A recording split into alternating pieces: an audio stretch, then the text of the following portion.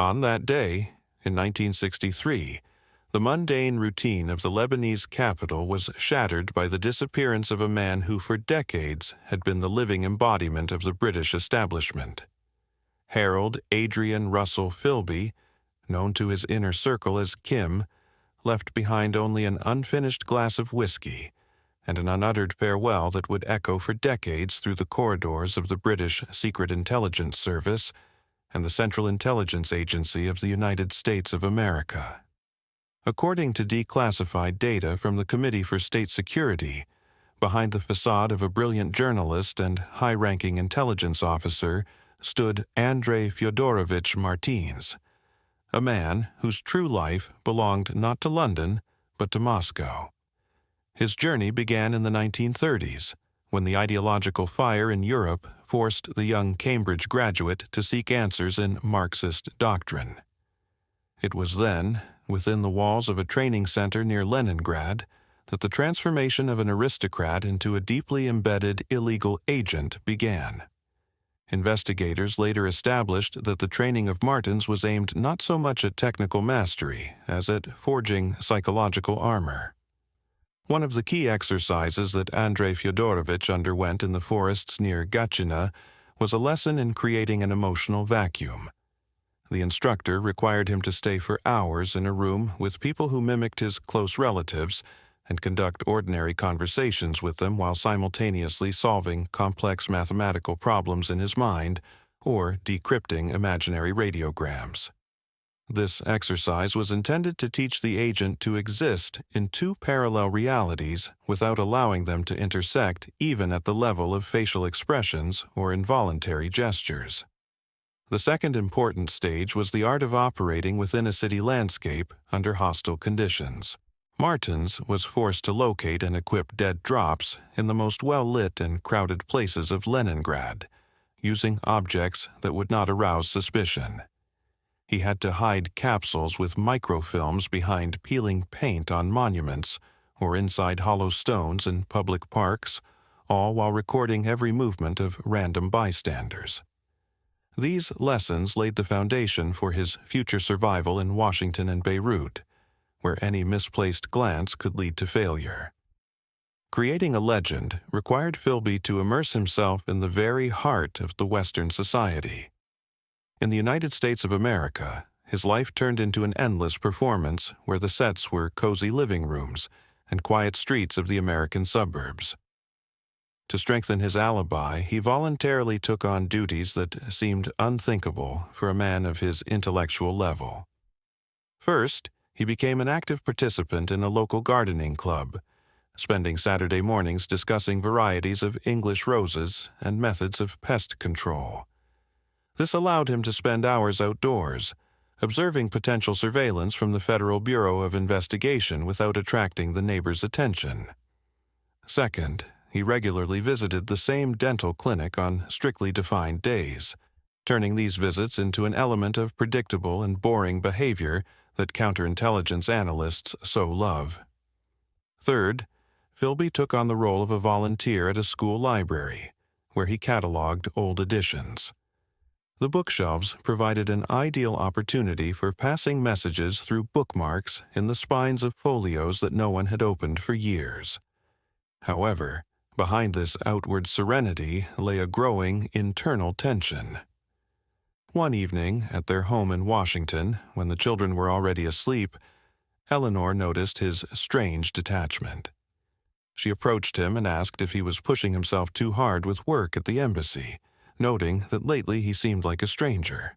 Philby, without looking up from the evening newspaper, replied that the responsibility for the security of the free world required total dedication.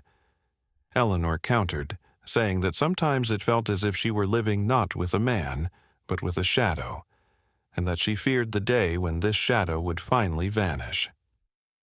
Philby froze for a moment, feeling a sting of genuine pain, but professional reflex took over. He smiled his famous charming smile, took her hand, and softly said that his love for her was the only constant in his ever-changing world. It was a lie that was half-truth, but it was precisely such moments that became the hardest tests for his psyche. The methods of information transfer used by Philby were the pinnacle of the tradecraft of that era. The preparation for each operation began several days before the actual transfer. He used a special camera to create microfilms on which lists of agents and plans for secret operations were recorded. The transfer itself often took place in a Washington park, where a dead drop was equipped in the base of an old, semi-abandoned telephone booth. The route to this location was always circuitous. Philby would leave the house 3 hours before the appointed time, change several taxis, and enter large department stores through one entrance and exit through another, checking for any tail from the Federal Bureau of Investigation. Reaching the park, he would pretend to tie a shoelace near the booth, and at that moment he would quickly deposit the capsule into a gap between the concrete base and the wooden floor panel. An hour later, a brush contact occurred with a controller diplomat from the Committee for State Security. They would bump shoulders on a busy intersection, and Philby would utter the code phrase about the weather in London being unusually rainy this year. The controller would reply that in Moscow the rains were even more frequent, which served as confirmation of the successful retrieval of the materials from the dead drop. The collapse came suddenly when the circle of suspicion from British counterintelligence closed definitively. Having received a danger signal via a hidden radio channel, Philby faced the most difficult choice of his life. The internal monologue during those hours was merciless. On one side of the scale lay his loyalty to the cause of socialism, to which he had dedicated 3 decades. On the other, the woman who believed in him and the children for whom he was a hero. He understood that his flight would turn their lives into ruins, that they would become objects of interrogation and public censure. But his duty to the Committee for State Security and the realization that he would be useless in a British prison outweighed human attachment. The evacuation was complex and multi-staged. First, he boarded a night bus to Philadelphia, hiding under a wide-brimmed hat and a raised coat collar. From there, using a forged passport in the name of a Canadian businessman, he flew to Mexico City. After spending 2 days in a safe house, he crossed the border and reached Cuba on a small fishing vessel, and only after a long wait in Havana was he taken by a special flight to Moscow. The psychological consequences of this choice were devastating for those he left behind. Philby's family found themselves at the epicenter of an international scandal, becoming unwitting victims of his double life. His children grew up with the stigma of being a traitor's offspring, and Eleanor never recovered from the realization that the years of their marriage were part of an operational development.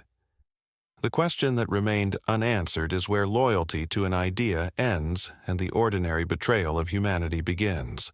Was Andrei Fyodorovich Martins a great hero of the invisible front, or a man who, in pursuit of global justice, lost the ability to empathize with those within arm's reach?